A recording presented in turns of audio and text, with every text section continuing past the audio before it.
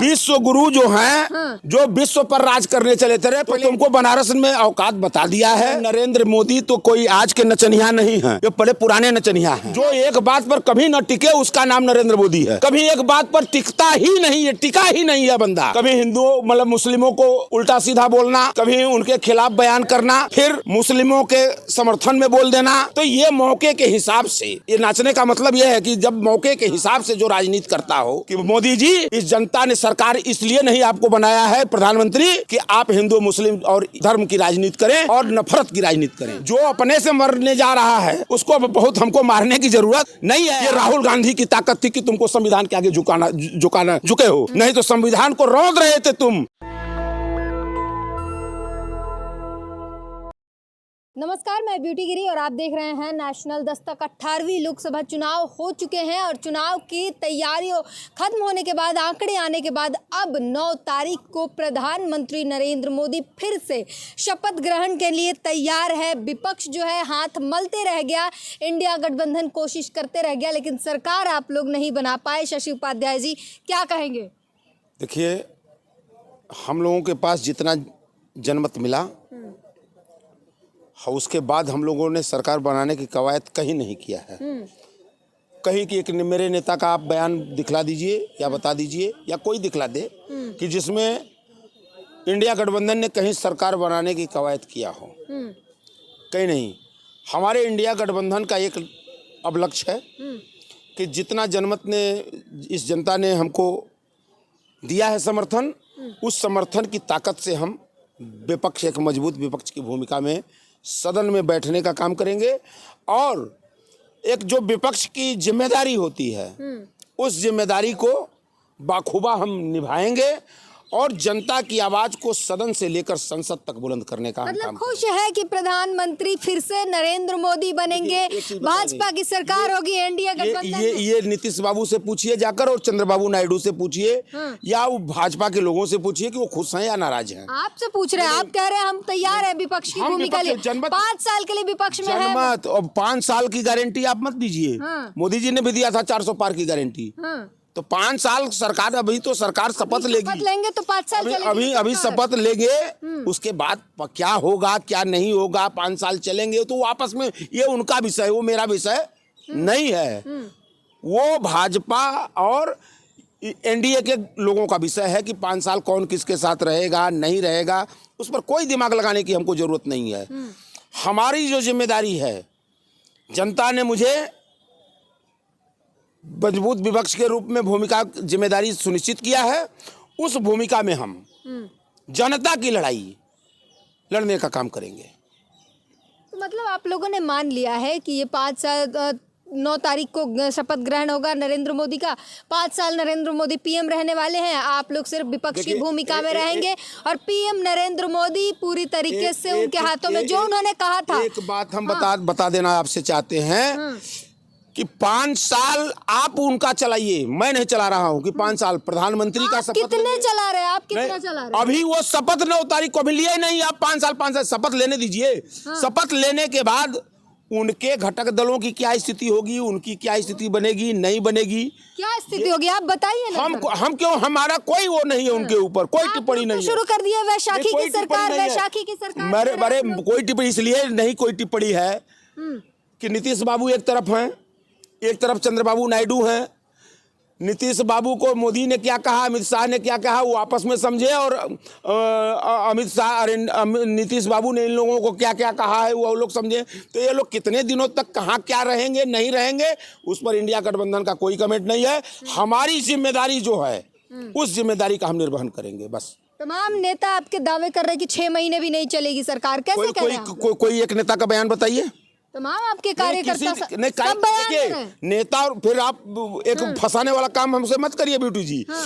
नेता का बयान आप राजमणि पटेल से बात किया, राजमणि पटेल से बात किया, एमपी है वो, राजमणि पटेल जी से बात किया मैंने, एमपी है वो, कह रहे 6 महीने सरकार नहीं चलेगी। जो वर्तमान की, जो देखिए उन्होंने भी जो कहा है, तो जिम्मेदार व्यक्ति हैं, उन्होंने बिहार की स्थिति को देखा है, नजदीक से देखा है कि पलटू राम बाबा जो हैं, जिसको पलटू बाबा कहते हैं, वो कब 4 महीने में इधर पलट जाते हैं उधर पलट जाते हैं, उनकी आदत रही है लगातार ये। तो वो कोई जरूरी नहीं है कि वहां से नहीं पलटेंगे। कहीं पलट जाएंगे वो। तो उन्होंने एक जो उनके कर्म रहे हैं, जो उनका स्वभाव रहा है पलटू बाबा का, उसको उन्होंने बताया है, उसको बताने का काम किया है। आप लोगों ने उन्हें धोखा दिया इसलिए उन्हें जाना पड़ा एनडीए के गुट में। किसको धोखा दिया?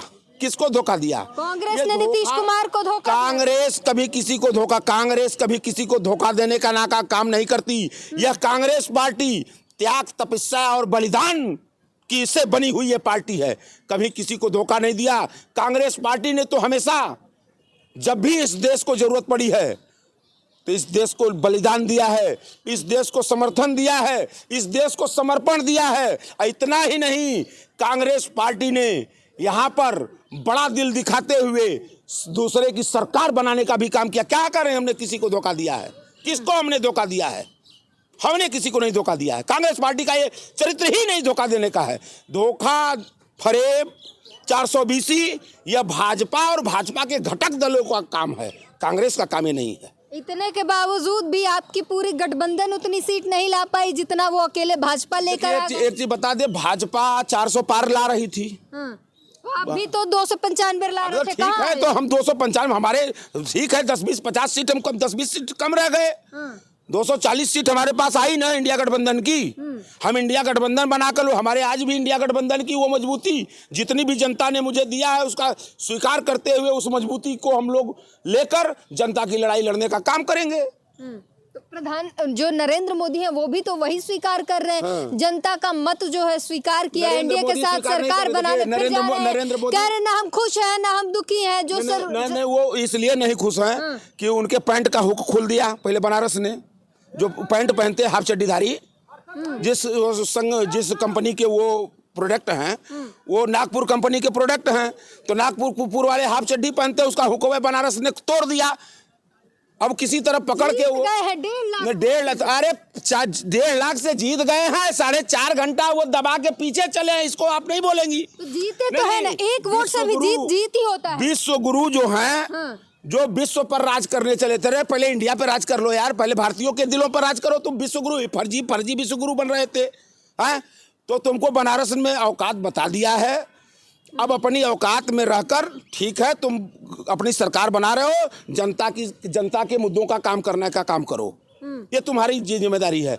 हमारी जिम्मेदारी, अगर तुम जनता के हितों के साथ, जनता के न्याय को लेकर जनता के मुद्दों की लड़ाई नहीं लड़ोगे तो विपक्ष के रूप में हम अपनी भूमिका निभाएंगे, हम करेंगे अपना काम और फिर आगे की लड़ाई लड़ेंगे।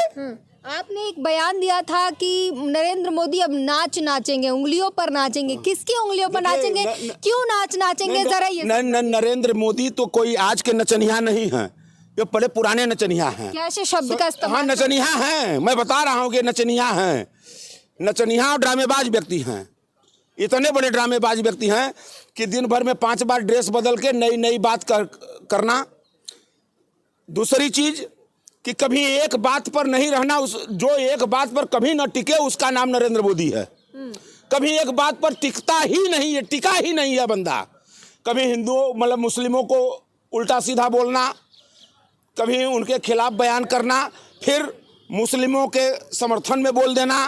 तो ये मौके के हिसाब से, ये नाचने का मतलब ये है कि जब मौके के हिसाब से जो राजनीति करता हो।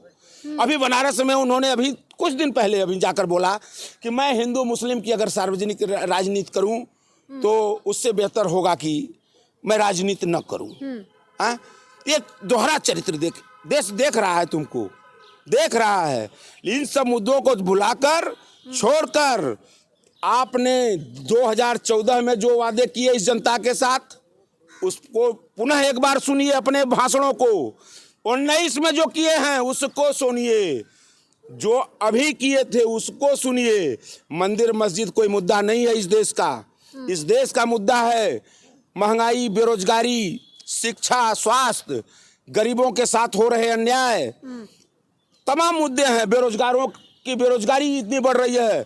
इन मुद्दों पर अगर आप सरकार के रूप में चयनित हैं तो इन मुद्दों का ध्यान दीजिए, और नहीं अगर आप देंगे तो सदन में हम आपको बताने का काम करेंगे बैठकर कि मोदी जी, इस जनता ने सरकार इसलिए नहीं आपको बनाया है प्रधानमंत्री कि आप हिंदू मुस्लिम और धर्म की राजनीति करें और नफरत की राजनीति करें, यहाँ मुद्दों की राजनीति करें। सामाजिक न्याय और तमाम जो महंगाई, रोजगार, महिला अपराध सब मुद्दे उठाए, बावजूद उसके जनता ने आपको बहुमत नहीं दिया। नहीं, देखिए हमने मुद्दे उठाए और उन मुद्दों के आधार पर मेरे आज भी वो मुद्दे हैं। वो लड़ाई तो वही तो लड़ाई मेरी है, हमारी लड़ाई वही है और उस लड़ाई को हम आगे और लड़ते रहेंगे। राहुल गांधी जी के नेतृत्व में सामाजिक न्याय की जो बात उठी है, महिलाओं के सुरक्षा की बात उठी है, बेरोजगारों के रोजगार की बात उठी है, इस लड़ाई को। और एक चीज बता दें आपसे कि मोदी तो वो कमजोर शासक इस देश के हैं कि एक हमारे राहुल गांधी जी से, एक इस देश के नेता से वो इतना डरता है, आदमी इतना डरता है कि उस व्यक्ति का एक न जवाब दे पाता है सदन में, न संसद से लेकर सड़क तक कहीं नहीं दे पाता। और डर तो इतना राहुल गांधी से उनको लगता है कि उस व्यक्ति की सदस्यता तक खत्म कराने का काम इन्होंने किया था, देश ने देखा। और जनता की लड़ाई देखिए, जनता की सेवा करने के लिए सत्ता में रहना बहुत जरूरी नहीं है कि अब सत्ता में रहकर ही, जिस काम को सत्ता में रहकर मोदी जी 10 वर्ष नहीं कर पाए हैं, उस काम को राहुल गांधी जी ने जनता के दिलों पर सत्ता में न रहते हुए वो काम किया है। और इनसे कराने का भी काम आगे राहुल जी ही करेंगे। राहुल जी इनसे काम कराएंगे, देखिएगा। ये सत्ता में रहेंगे तब भी राहुल जी इनसे काम करा लेंगे, जैसे वो चाहेंगे वैसे कराएंगे काम। इनको करना पड़ेगा। 50 की जब हमारे पास संख्या थी, उस समय भी हम इनसे लड़े हैं। जिस तरीके से इन्होंने इस देश में नफरत की पूरी बीज बोना शुरू किया, हिंदू मुसलमान करना शुरू किया, धर्म अधर्म करना शुरू किया, अकेला बंदा राहुल गांधी और उस छोटी कम मेजोरिटी की हमारे पास थी। लेकिन हमने लड़ा, उस लड़ाई का क्या अंजाम होगा ये राहुल गांधी ने कभी नहीं देखा। उस लड़ाई लड़ा और जनता ने साथ दिया। भारत जोड़ो न्याय यात्रा और भारत जोड़ो यात्रा का जो भरपूर समर्थन जनता ने दिया, उसका ये परिणाम है। आप देखिए कि अब इनकी सरकार कितनी दिन चलेगी, नहीं चलेगी, ये उनके लोग जाने, उस पर अभी कोई कमेंट। लोगों ने पूरी तरीके से उम्मीद छोड़ दी है सरकार की। किस बात की उम्मीद? सरकार बनाने की उम्मीद छोड़ दी आप लोगों को। अच्छा, सरकार हम नहीं, हमने दावा कहीं पेश किया है क्या? हमने सरकार बनाने का कोई कांग्रेस ने कहीं दावा पेश किया है? के करीब थे, कोशिश करते तो शायद बन जाती। नहीं, हम क्यों प्रयास करें? हम क्यों प्रयास करें? जो अपने से मरने जा रहा है उसको बहुत हमको मारने की जरूरत नहीं है। आप देखते जाइए, आगे आगे देखते रहिए, वो अपने से मर जाएगा। जिस नफरत से वो इस देश की राजनीति में घुसा है, उसी नफरत के रास्ते से वो इतना मिट जाएगा, वो मिटेगा। कल मोदी जी ने कहा ना कि कांग्रेस गर्त में चली जाएगी। मैं जिम्मेदारी से कह रहा हूं कि मोदी जी 2027 और 2029 में फिर चुनाव होंगे। लोकतांत्रिक व्यवस्था का दमन आपके बस की बात नहीं है। राहुल गांधी ने संविधान की बात उठाई, कल तुमको झुकना पड़ गया। उस देश ने देखा है कि उसी संविधान के आगे तुम झुके हो। ये राहुल गांधी की ताकत थी कि तुमको संविधान के आगे झुके हो। नहीं तो संविधान को रौंद रहे थे तुम। संविधान को तुमने रौंदा है। टेनी 2019 में भी माथे लगाए। सुनिए, तो ये झूठा आदमी न है, ये झूठा आदमी है। वो माथे, इसका गृह मंत्री टेनी, उसका बेटा रौंद कर मार डाला लोगों को, और उसके बाद भी वो गृह मंत्री के पद पर बैठा रहा। ये व्यक्ति संविधान को जो रौंदने का काम किया, उस संविधान को बचाने का जो संकल्प राहुल गांधी ने लिया है, हम निरंतर उसकी लड़ाई लड़ते रहेंगे जी। तो अब जो है विपक्ष ने ये ठान लिया है कि हमें सरकार बनाने में कोई कवायद नहीं पेश करनी है और हमें विपक्ष की भूमिका में रह के मजबूती से लड़ाई लड़नी है। और नरेंद्र मोदी के जिस भी नीतियों को हालांकि जिस तरीके से देखते आ रहे थे, ये तानाशाही चल रही थी, वो अब तानाशाही नहीं करने देंगे, ये विपक्ष ने ठान लिया है। इस पूरी बातचीत पर अपनी प्रतिक्रिया जरूर दीजिए। नेशनल दस्तक की आपसे गुजारिश है कि अगर इसको बचाना चाहते हैं तो नेशनल दस्तक को सब्सक्राइब करने के लिए रेड कलर के सब्सक्राइब बटन को दबाएं, फिर बेल आइकन की घंटी दबाएं। नेशनल दस्तक को बचाने के लिए बहुत जरूरी है कि हर खबर को शेयर करें, लाइक करें, कमेंट जरूर करें।